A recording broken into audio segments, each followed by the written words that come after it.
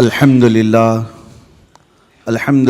الحنان المنان الذي خلق الإنسان وعلمه البيان والصلاة والسلام على رسوله سيد الإنس والجان وعلى آله وأصحابه ذوي الخير والإحسان أما بعد فأعوذ بالله من الشيطان الرجيم بسم الله الرحمن الرحيم وتعاونوا على البر والتقوى ولا تعاونوا على الإثم والعدوان واتقوا الله إن الله شديد العقاب صدق الله مولانا العظیم۔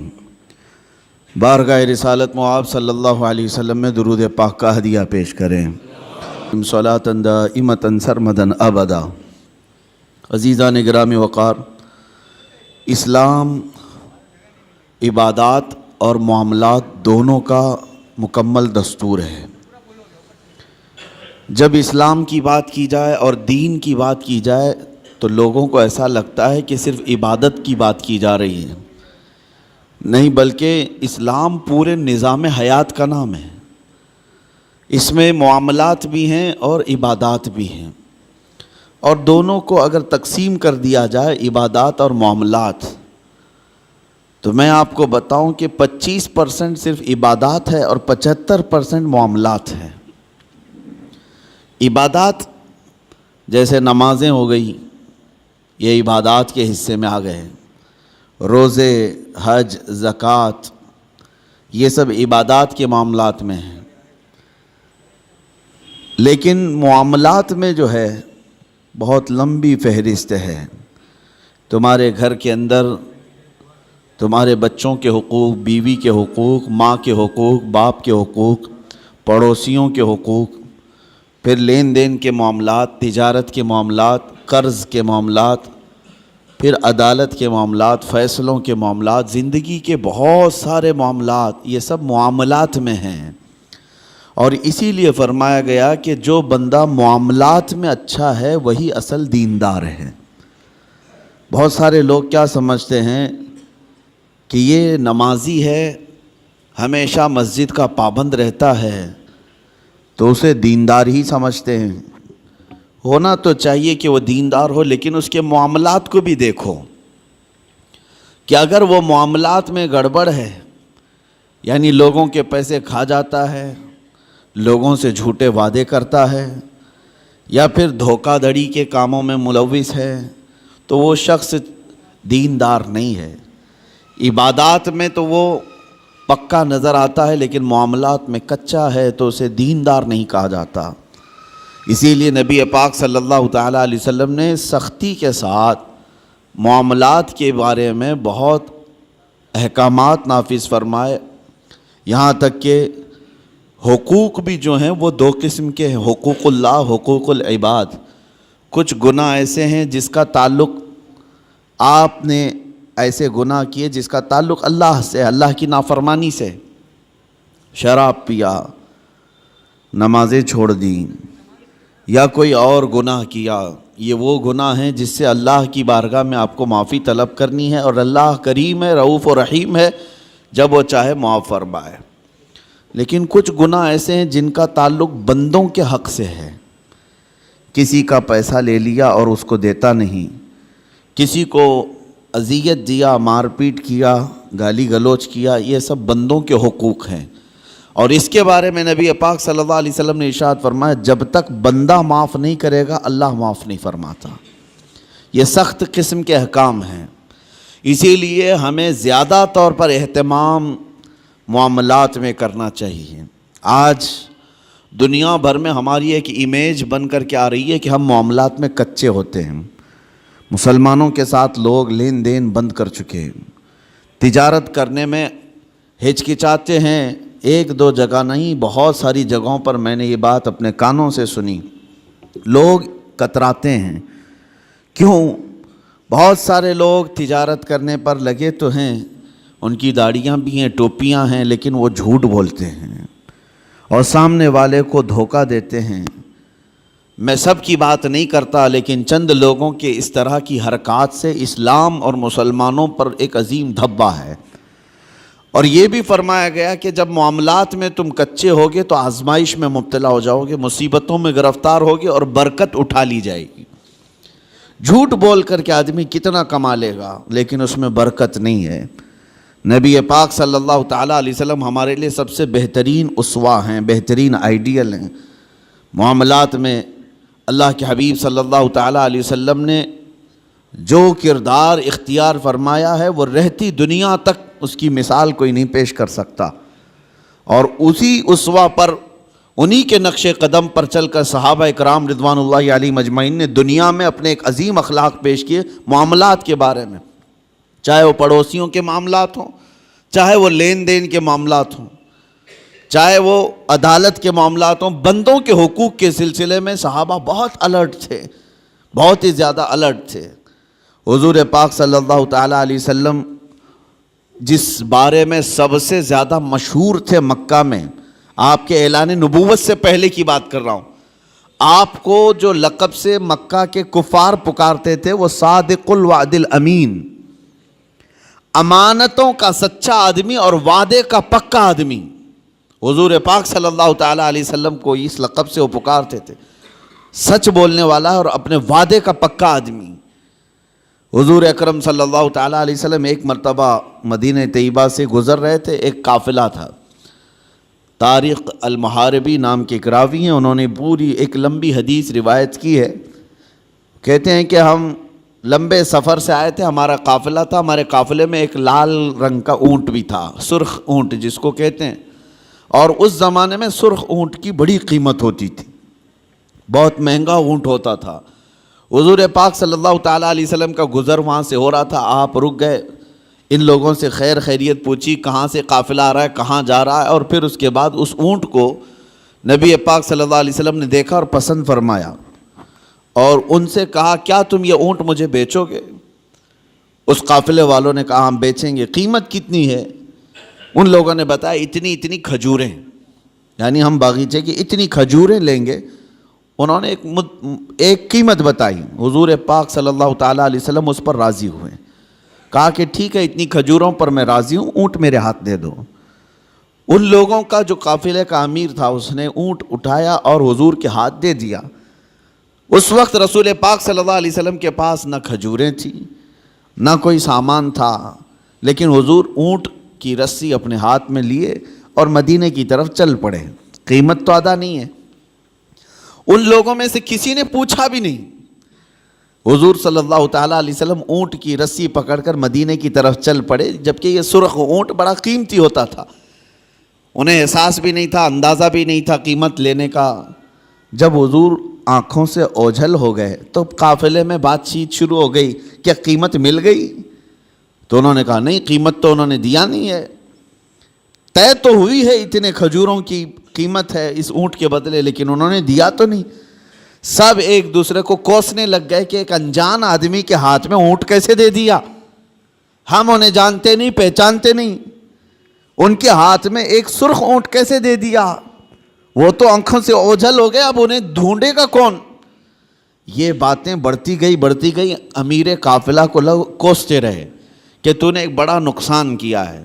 قافلے میں ایک خاتون تھی، ایک عورت تھی، اس عورت نے ہنگامے کو ٹھنڈا کیا اور کہا قریب آ کر، لوگوں جھگڑو مت، اس لیے کہ میں نے اس چہرے کو دیکھا، وہ جھوٹا چہرہ نہیں ہو سکتا، ان کی باتوں کو میں نے سنا ہے، وہ شہد سے زیادہ میٹھی ہیں، ان کے بیٹھنے اور اٹھنے کے انداز کو میں نے دیکھا ہے، وہ دنیا کا کوئی عظیم آدمی ہے، انتظار کیوں نہیں کرتے؟ یہاں تک کہ شام ہو گئی اور رات ہو گئی۔ رات کو قافلہ جہاں پڑاؤ کیا تھا سب اپنے اپنے خیموں میں موجود تھے۔ نبی پاک صلی اللہ تعالیٰ علیہ وسلم کے ایک صحابی یا دو صحابہ اپنے ہاتھوں میں کھانے کی بڑی بڑی طبق لے کر کے آئے اور اس قافلے والوں سے کہا فلاں بن فلاں کہاں ہے؟ لوگ باہر آئے، پوچھا کہ کون ہے؟ آئے ہوئے صحابہ نے کہا ہم محمد الرسول اللہ صلی اللہ علیہ وسلم کے غلام ہیں، ہم ان کی طرف سے آئے ہیں، دن میں ہمارے آقا نے آپ سے اونٹ خریدا تھا، اس کی قیمت کھجوریں پوری جتنی طے ہوئی تھی وہ ہم لے کر کے آئے ہیں مدینے سے۔ وہ کھجوریں پوری لا کر کے دیا اور کہا رسول پاک صلی اللہ تعالیٰ علیہ وسلم نے ساتھ میں ہمیں تمہارے پورے قافلے کے رات کے کھانے کا بھی انتظام فرمایا. قافلے والوں نے کھانا بھی لیا اور کھجوریں جو قیمت میں تھی وہ بھی لیا. یہ عرب میں اس طرح کا پہلا واقعہ تھا، ورنہ جو نظروں سے اوجھل ہو گیا وہ ہمیشہ کے لیے ختم ہو گیا. حضور پاک صلی اللہ تعالیٰ علیہ وسلم نے ان کے دلوں میں ایسے اخلاق بٹھائے کہ وہ مدینے میں ڈھونڈتے پھرتے تھے کہ وہ محمد ہیں کہاں، رسول پاک صلی اللہ تعالیٰ علیہ وسلم ہیں کہاں. پھر وہ دائرہ اسلام میں بھی آئے کئی لوگ. یہی وہ لین دین کے معاملات تھے جس میں میرے آقا صلی اللہ تعالیٰ علیہ وسلم تجارت کو پوری دنیا کے سامنے بتا کر ایسے اصول بتائے. سود سے پاک کیا جو قافلے کی ایک بڑی لعنت تھی، بلکہ معاشرے کی ایک بڑی لعنت تھی. حضور پاک صلی اللہ علیہ وسلم نے فرمایا سود کو میں نے اپنے پیروں سے روند دیا، ختم فرما دیا. سود میں ہوتا کیا ہے آپ کو پتہ ہے؟ جس کو آپ بیاج کہیں، بڈی کہیں یا جو بھی نام دے دیں، لیکن بڑھا کر کے لینا، کسی کو قرض دینا اور اس سے بدلے میں بڑھا کر کے لینا. 100 روپیہ قرض دیا، 110 روپے لیا، 120 روپے لیا، بلکہ 101 روپے بھی لیا، تو یہ سود ہو گیا. جس کو قرض دیا اور بدلے میں بڑھا کر کے لیا، صرف پیسے میں نہیں، کسی بھی چیز میں وہ بڑھا کر کے لینا، یہ سود کہلاتا ہے. اور یہ اسلام میں بہت عظیم گناہ اس کو بیان کیا گیا. کیوں؟ وجہ کیا ہے؟ اس میں بندوں کا حق مارا جاتا ہے. ایک بندہ قرض میں ڈوبتا چلا جاتا ہے اور دوسرا امیر ہوتا چلا جاتا ہے. یہ نظام آج دنیا کے یہودیوں نے قائم رکھا ہے. پوری دنیا کو کریڈٹ پر چلاتے ہیں. زبردستی تمہیں کریڈٹ کارڈ پکڑائیں گے. کیوں؟ سود بھرتے رہو. تم اپنے حلال کمائی کی قیمت، اپنے پسینے کی قیمت ان کو سود میں چکاتے رہو، بھرتے رہو. لوگوں کو احساس بھی نہیں ہوتا. یہ دنیا اس عظیم لعنت میں تمہیں لے کر کے جا رہی ہے. میرے آقا صلی اللہ تعالیٰ علیہ وسلم نے ارشاد فرمایا جس نے سود کا ایک لقمہ کھایا اس کا گناہ اتنا بڑا ہے کہ جیسے کہ اس نے خانہ کعبہ کے سامنے اپنی ماں سے زنا کیا. اتنا بڑا اس کا گناہ ہے. بلکہ ایک حدیث میں 73 درجے گناہ کے ہیں. سود کھانے والے کے گناہ 73 درجے کے ہیں، 73.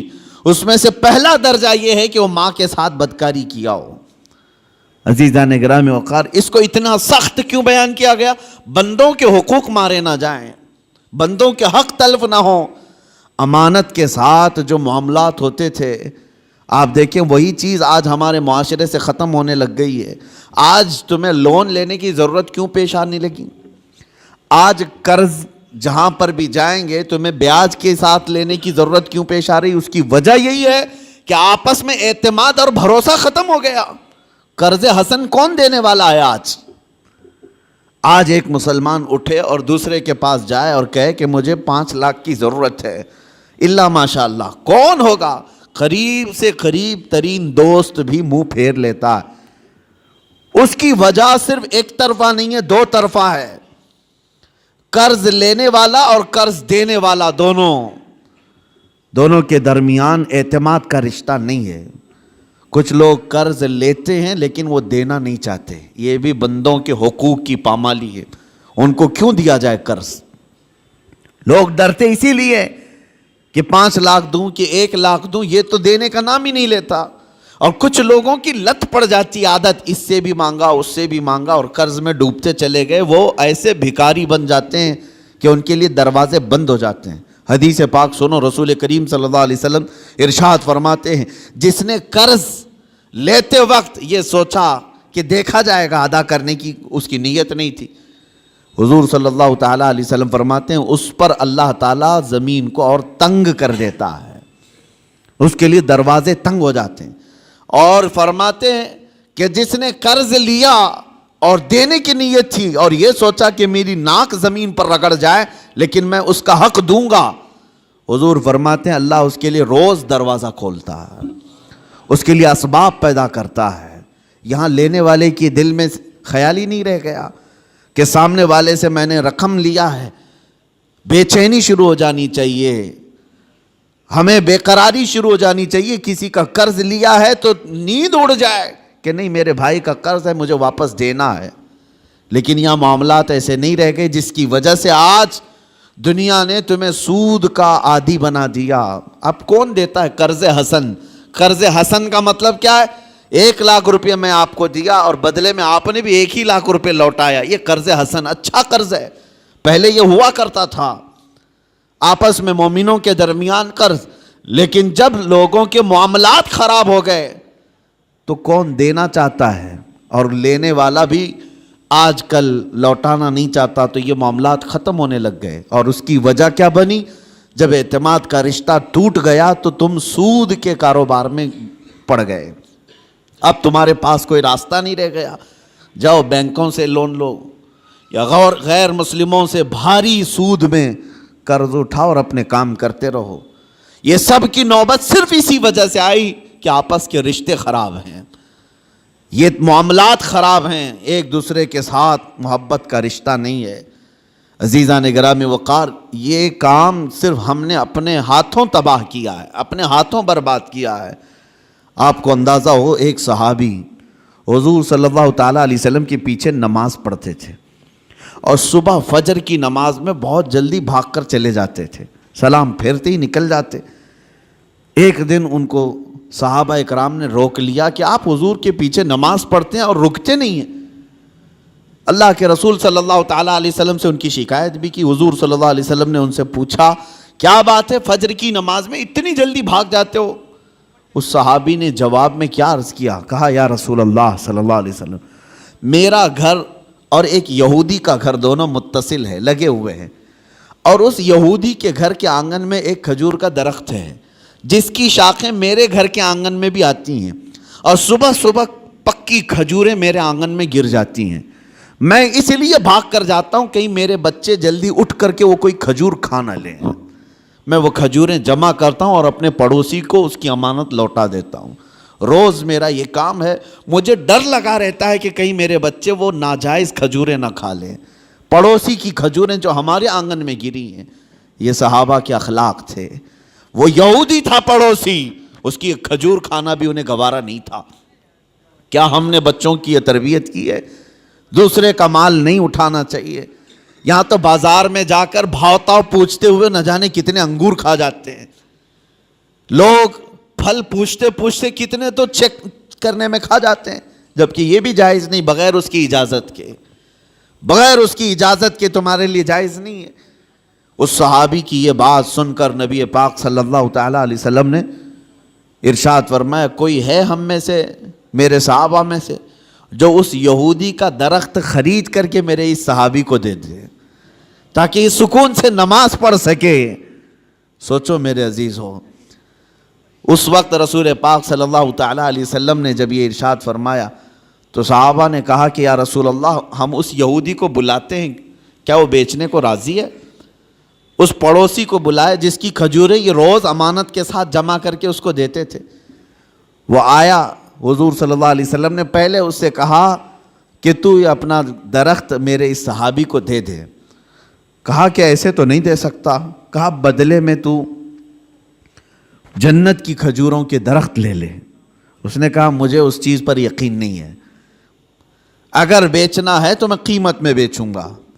جب حضور نے یہ جنت کی بات کی تو صحابہ جو بیٹھے تھے اس میں سے ایک صحابی حضرت ابو الدحداء وہ کھڑے ہوئے, کہا یا رسول اللہ صلی اللہ علیہ وسلم, اس ایک درخت کے بارے میں آپ نے فرمایا ہے کہ جنت کے درخت ملیں گے, کیا یہ میں اگر خرید لوں تو مجھے بھی ملیں گے؟ میں اگر خرید کر کے اس صحابی کو دے دوں؟ حضور صلی اللہ تعالیٰ علیہ وسلم نے ابو الدحداء سے کہا اگر تم خرید کر کے دیتے ہو تو اللہ تجھے بھی بہترین باغیچہ عطا کرے گا. وہ حضرت ابو الدحداء اس یہودی کا ہاتھ پکڑ کر کے باہر لاتے ہیں, چلو ہم ڈیل کرتے ہیں, ایک درخت میرے بھائی کو تجھے دینا ہے, بدلے میں بتا کیا لینا چاہتا ہے, کیا لینا چاہتا ہے. وہ مانتا نہیں تھا. حضرت ابو الدحداء کون صحابی ہیں میں آپ کو بتا دوں, اوالی مدینہ, مدینہ کا ایک علاقہ جہاں آج بھی اوالی اس کو کہتے ہیں, مسجد قباء کے قریب, وہاں کی کھجوریں دنیا کی سب سے بہترین کھجوریں مانی جاتی ہیں. اوالی مدینہ دنیا کی سب سے بہترین کھجوریں, مدینے میں بھی اوالی مدینہ کی کھجوریں سب سے اعلیٰ. اور اوالی مدینہ میں سب سے حسین و جمیل کسی کا باغیچہ تھا تو حضرت ابو دحدہ کا تھا. بہترین گھر بھی تھا اس باغیچے کے اندر اور بہترین خوبصورت باغیچہ جس میں نہر بھی تھی. حضرت ابو دحدہ نے کہا کہ اس یہودی سے تو مجھے جانتا ہے؟ کہا کہ تجھے مدینے کا کون آدمی نہیں جانتا، تو ابو دحدہ ہے. باغیچے کے نام سے ہی لوگ جانتے ہیں، حسین و جمیل باغیچہ ہے. حضرت ابو دحدہ نے کہا کیا تو اس بات پر راضی ہے کہ میں وہ پورا باغیچہ اس ایک درخت کے حوالے دیتا ہوں چاہتا ہوں، یہ ایک درخت تو دے دے میرے اس بھائی کو، میں باغیچہ پورا دے دوں. اس یہودی نے کہا کیا مذاق ہے، یہ کیسا مذاق ہے؟ اس نے کہا رسول اللہ کی بات پر میں کبھی مذاق نہیں کرتا اور نہ ہی مسلمانوں کو یہ زیب دیتا ہے، میں معاملات کر رہا ہوں تیرے ساتھ. اس یہودی نے کہا کوئی بات نہیں، درخت میں دینے کو تیار ہوں. ابو دحدہ نے وہیں پر جو کچھ لکھنا پڑھنا تھا سب کر لیا، بیچ دیا، نہ کوئی قیمت لینی تھی اس سے، کچھ نہیں. ایک درخت جو یہودی کے آنگن میں تھا بس وہی خریدنا تھا، وہ بھی اکھاڑ کر کے نہیں، وہ درخت تو وہیں رہے گا نا، لیکن ملکیت اس مسلمان کی ہوگی، صحابی کی. اس بات پر طے ہوا، باغیچہ بیچ دیا گیا. اب حضرت ابو دحدہ اپنے باغیچے کے باہر آئے، سنیے، باہر آئے اور باہر سے اپنی بیوی کو پکارا، یا ام الدحدہ، اپنی بیوی کو زور سے پکارنے لگے. تو ان کی بیوی اندر باغیچے کے اندر اپنے حسین و جمیل گھر میں تھی. وہاں سے آواز سن کر کے کہتی ہیں کیا بات ہے کہ تم اندر نہیں آتے، باغیچے کے باہر سے مجھے آواز دے رہے ہو؟ ابو دحدہ نے کہا میں نے باغیچہ بیچ دیا، تو بھی باہر آ جا. عورتیں تو عورتیں ہوتی ہیں، لیکن وہ کمال کی عورتیں تھیں. وہ باہر نکلی اپنے گھر سے اور کہتی ہیں ابو دحدہ مجھے تمہاری عقل پر پوری زندگی سے زیادہ یقین ہے، یقیناً سودا کیا ہوگا تو بہترین سودا کیا ہوگا، ایسے تو تم اتنا حسین باغیچہ بیچ نہیں سکتے، اگر بیچا ہوگا سودا کیا ہوگا تو بہترین سودا کیا ہوگا. وہ گھر سے اسی وقت نکل آئی. ابو دحدہ گھر باغیچے میں بھی نہیں گئے، گھر میں بھی نہیں گئے. یہودی سے کہا آج سے تیرا ہے یہ باغیچہ. وہ باہر آئی، خاتون پوچھا کتنے میں تم نے یہ باغیچہ بیچا ہے؟ تو حضرت ابو دحدہ نے ہنس کر کے کہا میں نے یہ رسول اللہ کے ہاتھ میں بیچا ہے، جنت کے ایک باغیچے کے حوالے. اللہ تبارک و تعالیٰ کے رسول جسے وعدہ کریں وہ جھوٹا نہیں ہوتا.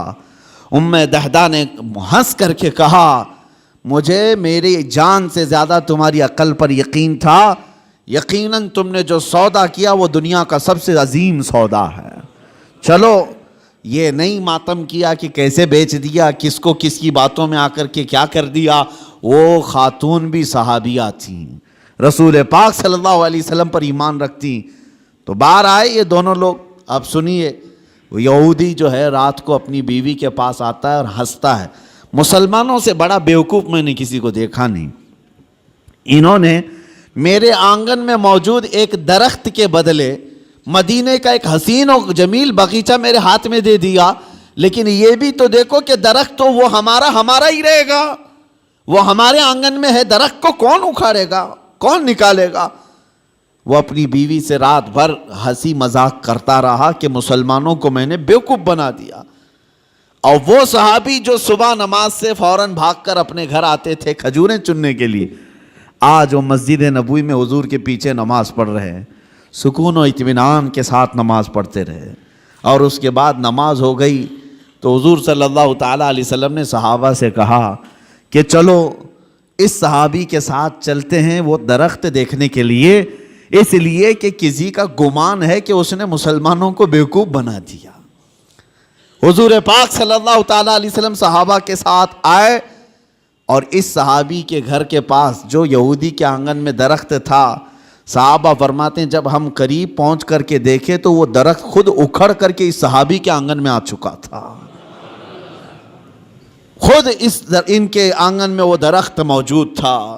عزیزان گرامی وقار، یہ لمبی حدیث ہے، اس میں مجھے جو عرض کرنا تھا وہ یہی تھا کہ اس صحابی کے عمل کو دیکھو کہ وہ ایک مشت کھجوریں بھی اپنے بچوں کو ناجائز طریقے سے نہیں کھانے نہیں دینا چاہتے.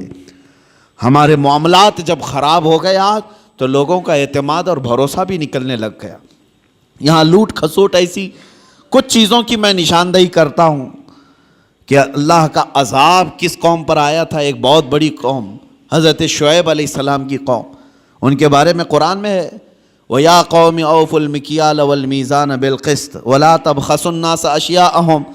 حضرت شعیب علیہ السلام اپنی قوم کو بار بار ڈراتے تھے کہ ماپ تول میں کمی مت کرنا, ناپ تول میں کمی مت کرنا, برابر انصاف کے ساتھ لوگوں کو غلہ دیا کرو. وہ لوگ کیا کرتے تھے جس کو ڈنڈی مارنا کہتے ہیں, یعنی کلو کے کانٹے میں جو ہے فرق کر دینا, اور کہیں سے کچھ نہ کچھ سیٹنگ کر کے مال تھوڑا سا سامنے والے کو کم جائے. اس گناہ میں مبتلا تھی وہ قوم, اور اس کو اللہ کے نبی حضرت شعیب علیہ السلام اس قوم کو ڈراتے رہے یہ زمین میں فساد ہے, اس چیز سے باز آؤ. وہ باز نہیں آتے تھے. جانتے ہو ناپ تول میں کمی کرنے کی وجہ سے اللہ کا بھیانک عذاب ان پر آیا, بہت سخت ترین عذاب آیا. قوم شعیب ہمیشہ کے لیے ہلاک کر دی گئی, اس کو قوم سمود بھی کہتے ہیں. حضرت شعیب علیہ السلام کی قوم پوری ہلاک و برباد ہو گئی, ناپ تول میں کمی کرتی تھی. آج ہو سکتا ہے کہ ترقی یافتہ دور میں ناپنے کی چیزیں بدل گئی ہوں, لیکن اگر اس میں بھی کوئی خیانت کرتا ہے ایک ذرا برابر بھی, وہ اللہ کے عذاب میں گرفتار ہوگا. اس کی برکتیں ختم کر دی جائیں گی, اس کے چہرے کی رونق ختم کر دی جائے گی. اسی لیے میرے عزیزو ان معاملات میں پابند ہو جاؤ اور دیکھنا کہ ہمارے معاملات بالکل صحیح ہو جائیں گے. غیر مسلموں کے حالات تو آج ایسے کہ وہ لوگ اس چیز پر سختی کرتے ہیں. ان کی مارکیٹ میں سب ایک دوسرے کے تعاون کرنے والے ہیں, اور مومنوں میں ایک دوسرے کا تعاون کرنے والا نہیں. مارکیٹ میں اگر 4 دکانیں تمہاری ہیں, تمہاری تجارت زیادہ ہونے لگ گئی تو بغل والے کو حسد ہونے لگ گیا. سوچتے کہ میرا بھائی تو ہے, نہیں, حسد ہونے لگ گیا. اور تیسرا اس سے زیادہ جلنے لگ گیا. آپس میں اس بات کو لے کر کے سب جلن کے شکار ہیں. اور پھر اس کے بعد ہوتا یہ ہے کہ ذرا برابر کچھ کمی ہوئی تو دوڑے دوڑے بابا کے پاس جاتے ہیں, پڑوسی نے کچھ کرایا ہے, میری دکان میں کچھ ہوتا نہیں. تم آپس میں ایک دوسرے کو کیا کرایا اسی میں لگے رہے ہو. بلکہ ہم کچھ بازاروں میں گئے ہیں, دیکھا ہے, اور کسی کی دکان پر, غیر مسلم کی بات کر رہا ہوں, کوئی سامان نہیں مل رہا ہے, تو وہ سامان نہیں مل رہا ہے تو یہ نہیں کہتا کہ چلے جاؤ دوسری جگہ, بلکہ وہ وہیں کھڑا ہو کر کے اپنے کسی بھائی کا ریفرنس دیتا ہے, کہتا ہے فلاں جگہ یہ ملے گا, یہاں جاؤ اور میرا نام لے کر کے کہو.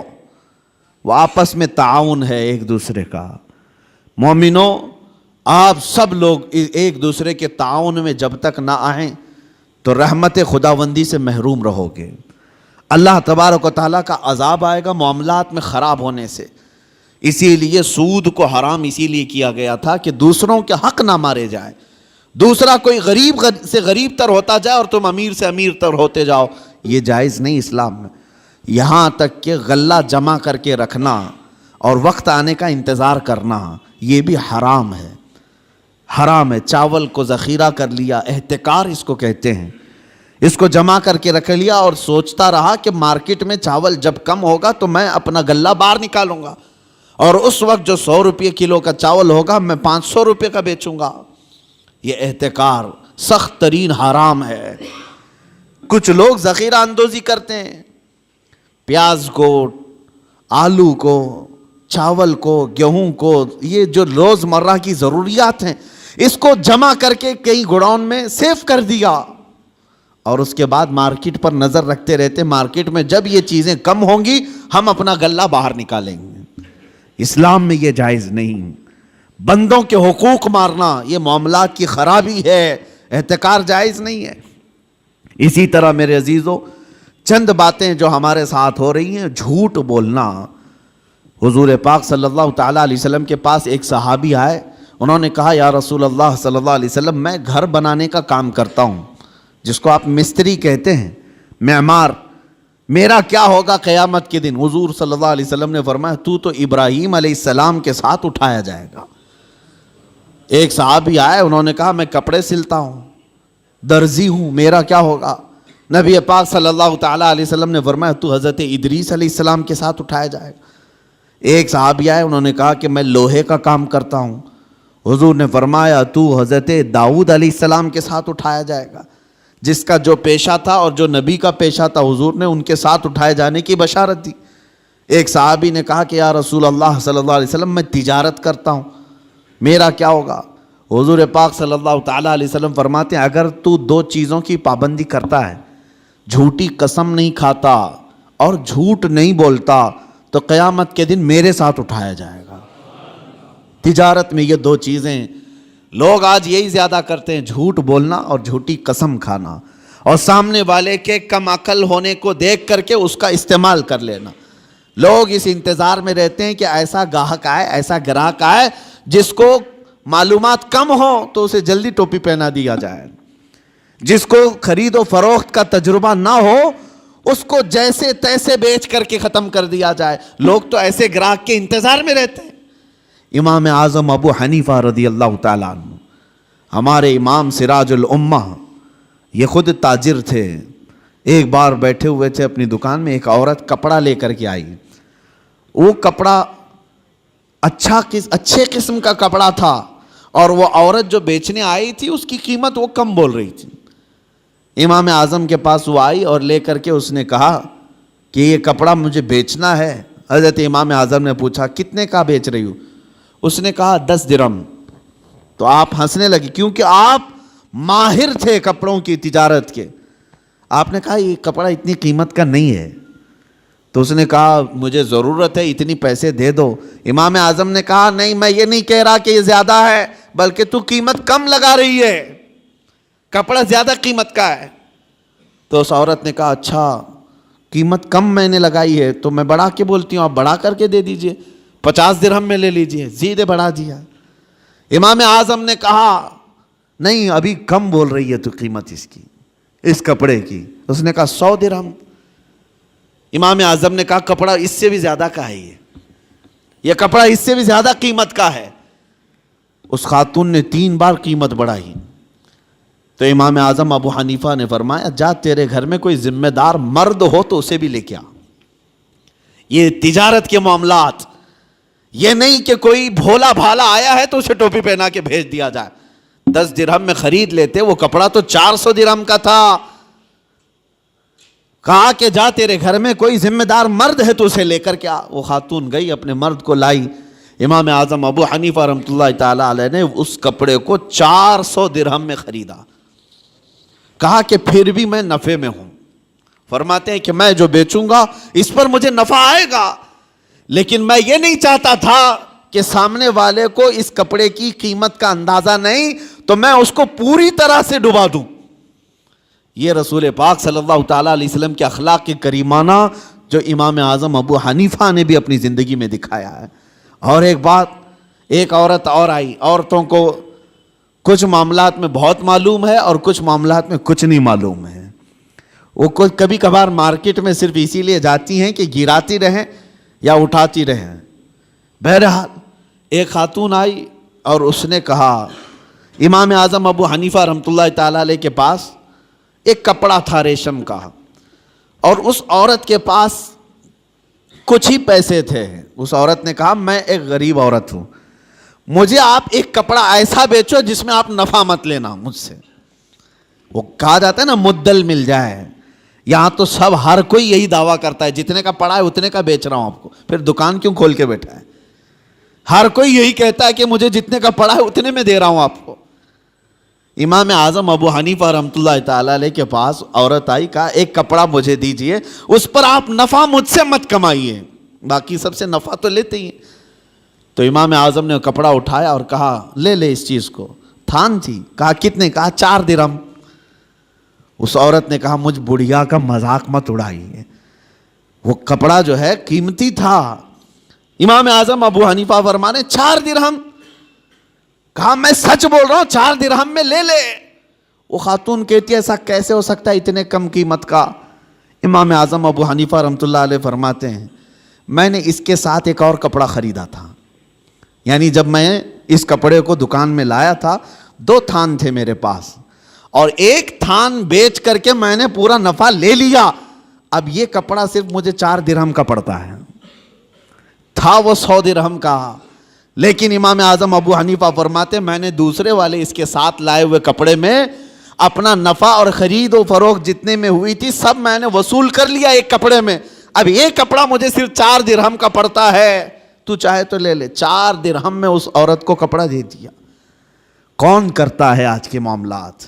کون کرتا ہے؟ یہاں غریبوں کا خون چوس لیا جاتا ہے, ان کے معاملات کو ختم کر دیا جاتا ہے.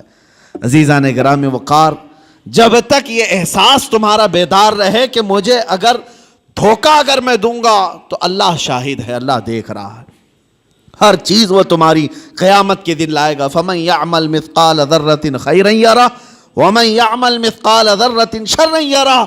تم میں جو رائی کے دانے کے برابر نیکی کرے گا اللہ اسے بھی دکھائے گا, اور رائی کے دانے کے برابر جو برائی کرے گا اللہ وہ بھی تمہیں دکھائے گا. اس لیے معاملات میں پکے ہو جاؤ. لوگوں کو ٹھگنا, لوگوں کو بیوقوف بنانا, لوگوں کو کا استحصال کرنا, یہ نہیں ہے کہ تجارت تمہارے لیے حلال نہیں, نفع رکھو لیکن جھوٹ مت بولو. مثال کے طور پر ایک گھڑی ہم نے خریدی, میں نے 100 روپے کی خریدی ہے, اب مجھے بیچنا ہے 150 روپے میں یا 200 روپے میں. 150 روپے کی میں قیمت لگایا تھا, 50 روپے فائدہ تھا ہمارا. اور جب آپ خریدنے کے لیے آئے تو ظاہر سی بات ہے نیگوسیشن تو چلتا ہی ہے. آپ آتے ہی اس کی قیمت کم کرانے لگے, تو آپ جب قیمت کم کرانے لگے تو سیدھے آپ نے کہا مجھے 120 میں دو, اور ہم نے کہا اتنے میں تو مجھے پڑی بھی نہیں ہے, جبکہ ہمیں پتہ ہے یہ گھڑی 100 روپے کی ہے اور اس نے صرف 30 روپے کم کرایا تھا.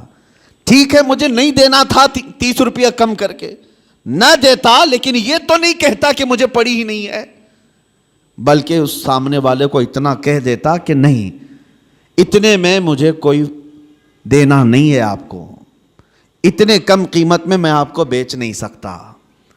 یہ چیزیں کہہ سکتے ہو, لیکن یہ کہنا کہ اتنے میں خریدا ہی نہیں, جھوٹ بولا, اور اس جھوٹ بول کر کے اس سامنے والے کو بیچا تو وہ قیمت پوری تمہارے لیے حرام ہی رہی. حرام لقمے اس طرح سے بھی گھر میں آتے ہیں. اگر آپ کو نہیں دینا ہے تو سیدھے صاف یہ کہہ دیتے کہ مجھے اتنے کم میں نہیں بیچنا ہے. سامنے والے کی مرضی ہے, لینا چاہے تو لے, نہ تو جائے. یا اگر آپ تجارت کے اصول جانتے ہیں, اس کو جانے نہیں دینا چاہتے, تو بیچ کی کوئی ریٹ پر آپ طے کر لیں, لیکن جھوٹ بول کر کے نہیں. تمہاری زبان پر کوئی جھوٹ آنے نہ پائے. اور جب اس طرح کی تجارت کرو گے, ہر حلال کھاؤ گے, تمہاری عبادات میں بھی برکت ہوگی, تمہاری دعائیں بھی اللہ کی بارگاہ میں بار اجابت سے ٹکرائیں گی. عزیزان گرامی وقار, پوری دنیا میں آج معاملات کے لیے ہم فکر مند ہیں کہ مسلمانوں کی ایسی چھبی بنائی گئی. ابھی میں ایک باہر ملک میں تھا, وہاں ایک صاحب کہہ رہے تھے کہ ہم جو ہے مال امپورٹ کرتے ہیں فلاں جگہ سے, لیکن ہم وہاں جا کر دیکھتے ہیں اگر کوئی مسلمان کنٹینر وغیرہ لگا رہا ہے تو ہم ڈر جاتے ہیں کہ واپس وہ ہمارے ملک میں آئے گا تو آدھا کنٹینر ملے گا, نہیں تو فلاں ایسا ہو جائے گا, فلاں ہو جائے گا. وہ ڈر اس بات کا ہے.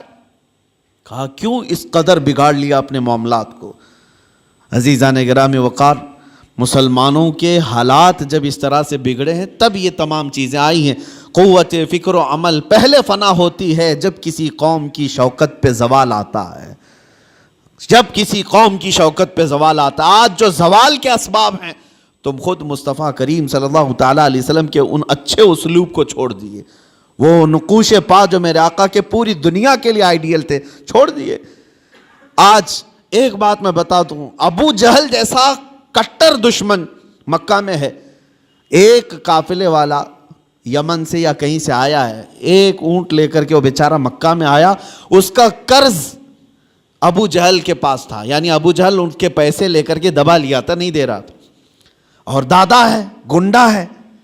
اور وہ بندہ بیچارہ جو آیا وہ کمزور تھا, وہ مکہ کے فلاں آدمی کے پاس جا رہا تھا, کہا کہ اس سے میرا پیسہ دلا دو. کوئی تیار نہیں تھا. ارے اس کے پاس کون جائے گا, ابو جہل کے پاس, وہ سردار قریش ہے, پتہ نہیں کون اس سے وصول کرے گا. کچھ ایسے لوگ یہاں پہ بھی ہیں جن سے لوگ ڈرتے ہیں, ارے ان سے کون وصول کرے گا. یہ اس زمانے کے ابو جہل ہیں, لوگ ان سے ڈرتے ہیں کہ پیسہ ان سے کون وصول کرے گا, گنڈے ہیں, مار پیٹ کریں گے. تو سب ڈرے ہوئے تھے. وہ مجبور آدمی مکہ میں حرم پاک میں مجبور اور پریشانی کے عالم میں کھڑا تھا. ایک کسی نے پوچھا کہ کیا بات ہے, مکہ کے حالات بتا رہا ہوں. اس نے کہا میرا پیسہ فلاں آدمی دبا کر بیٹھا ہے، ابو جہل دیتا نہیں.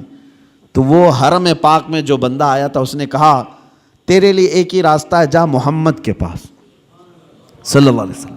حضور پاک صلی اللہ تعالیٰ علیہ وسلم وہ بھی مسلمان نہیں ہے. اس نے کہا جا محمد کے پاس، وہ تجھے دلا دیں گے. وہ شخص کہتا ہے میں ڈھونڈتے ڈھونڈتے حضور پاک صلی اللہ علیہ وسلم کے پاس آیا. یہ حضور پاک صلی اللہ تعالیٰ علیہ وسلم کے حالات اس وقت، کیا آپ بہت بڑے پیسے والے تھے؟ کیا آپ اس وقت حالات میں مکہ والوں کے اس طرح سے مضبوط مالی اعتبار سے؟ لیکن وہ شخص آیا، حضور ایک جگہ بیٹھے ہوئے تھے، آتے ہی رو پڑا، کہا آپ محمد ہیں؟ کہا فلاں شخص مکہ کا ابو جہل، اس کو دوسرے نام سے پکارا جاتا تھا. کہا وہ پیسے میرے لیا ہے اور دیتا نہیں ہے اور ڈراتا الگ. حضور پاک صلی اللہ علیہ وسلم نے اس سے کہا رو مت، چل میں تیرے ساتھ چلتا ہوں. حضور اس شخص کے ساتھ آئے اور کہا کہ ڈھونڈتے ہیں. ابو جہل ایک جگہ بیٹھا ہوا تھا قریش کی محفل میں، ٹھٹا مار کر ہنس رہا. سیدھے اس محفل میں میرے آقا صلی اللہ علیہ وسلم تشریف لائے، کسی کی روح رعایت نہیں، سیدھے سامنے کھڑے ہو کر کہا ابو جہل یہ بندہ مجبور اور پریشان ہے، کیا تیرے پاس اس کا مال ہے؟ تو نے اس سے قرضہ لیا ہے؟ ابو جہل نے کہا ہاں میں نے لیا ہے. کہا کب دے گا اس کے پیسے؟ اس کے پیسے کب دے گا؟ وہ ایسا ذلیل ہوا وہاں پر کہ حضور کے پاک کے 2 جملے تھے، وہ فوراً گیا اور مال لا کر کے اس مجبور آدمی کو لوٹا دیا. نبی پاک صلی اللہ تعالیٰ علیہ وسلم کا وہ جلال جو کٹر دشمن ہے، جانی دشمن ہے، لیکن حضور کے اخلاق و کردار کے سامنے ٹک نہ سکا. حضور معاملات میں اتنے پکے تھے کہ حضور کو کوئی ٹال نہیں سکتا تھا. کہ اگر ابو جہل کے لیے حضور صلی اللہ علیہ وسلم نے یہ کہہ دیا کہ تو معاملات میں خراب ہے اور اس کے پیسے نہیں دیتا، تو پورے عرب میں اس کی بدنامی تھی اور وہ اپنی بدنامی نہیں چاہتا تھا. لایا، مال دے دیا. یہاں پر سے یہ پتا چلتا ہے خود میرے آقا صلی اللہ تعالیٰ علیہ وسلم نے اپنے معاملات بھی صحیح رکھے اور کسی دوسرے کو ظلم ہوتے ہوئے بھی دیکھنا پسند نہیں فرمایا. یہ ہونے چاہیے ہمارے معاملات کہ ہم کسی کو ٹھگتے ہوئے بھی نہ دیکھیں. اگر کوئی بیوقوف بن رہا ہے تو اس کا ہاتھ پکڑے اٹھائیں، کہا تو نقصان اٹھائے گا، تو نقصان اٹھائے گا. یہ مومنوں کے جب تک ہمارے معاملات صحیح نہ ہوں گے آپ کس رحمت کے انتظار میں ہیں؟ اللہ کریم ہم سب کو ہمارے عبادات میں اور ہمارے معاملات میں پختگی عطا فرمائے. مولا کریم ہمیں سچی امانت داری اور دیانت داری عطا فرمائے. حضور پاک کے نقش قدم پر چلنے کی توفیق عطا فرمائے. وآخر دعوانا ان الحمد للہ رب العالمین.